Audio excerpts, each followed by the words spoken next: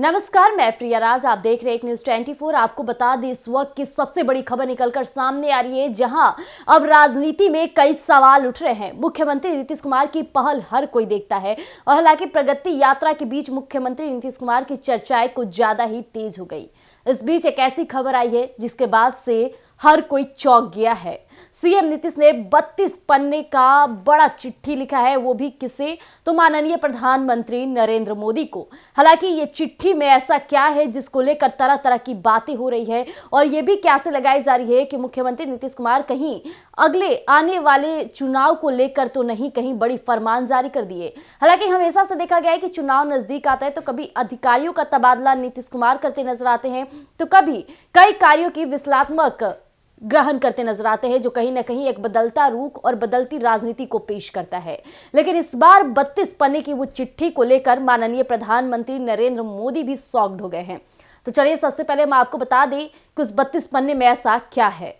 जी हां, आपको बता दें बिहार सरकार ने केंद्र से राज्य के विकास के लिए 32 पन्नों का निवेदन पत्र भेजा है। इसमें बुनियादी ढांचा, जल निकासी, बाढ़ प्रबंधन, हवाई अड्डों के अपग्रेड और सौर ऊर्जा परियोजनाओं के लिए सहायता मांगी गई है।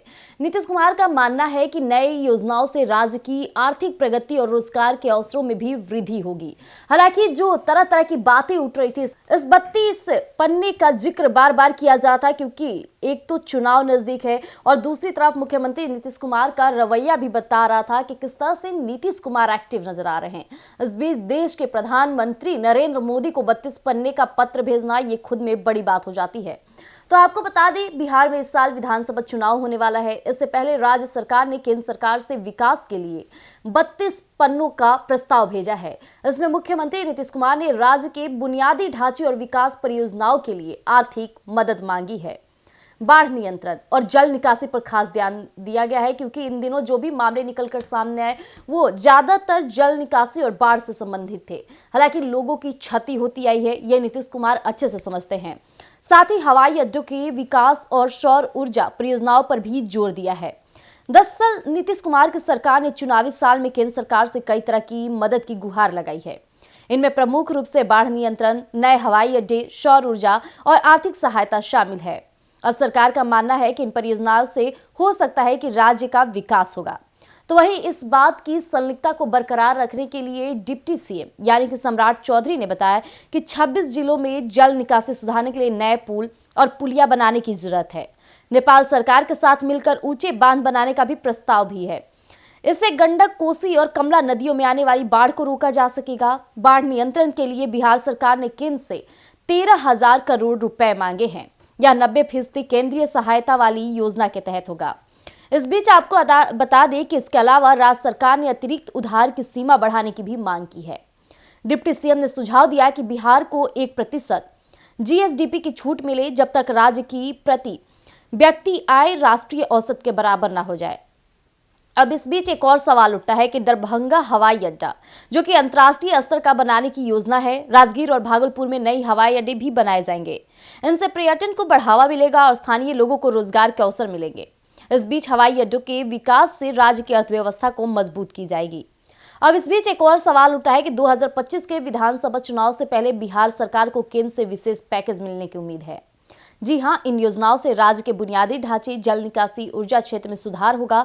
इससे बिहार की आर्थिक प्रगति को गति मिलेगी और लोगों का जीवन स्तर भी सुधरेगा, क्योंकि सरकार का मानना है कि ये योजनाएं राज्य के विकास में मील का पत्थर साबित होगी।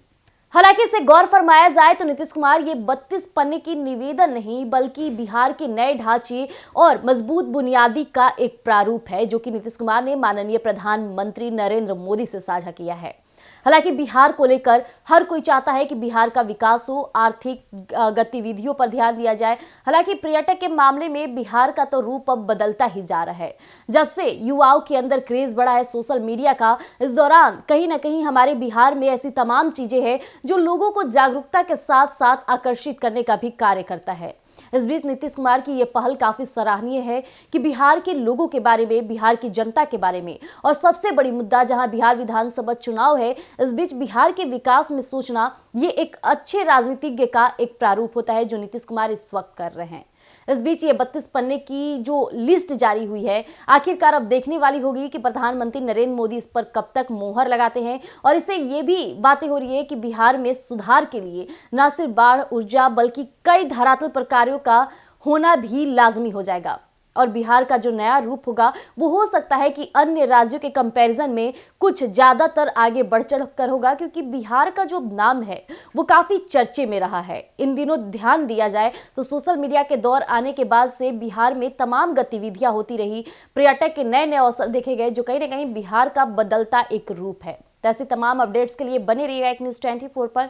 दीजिएगा इजाजत, धन्यवाद।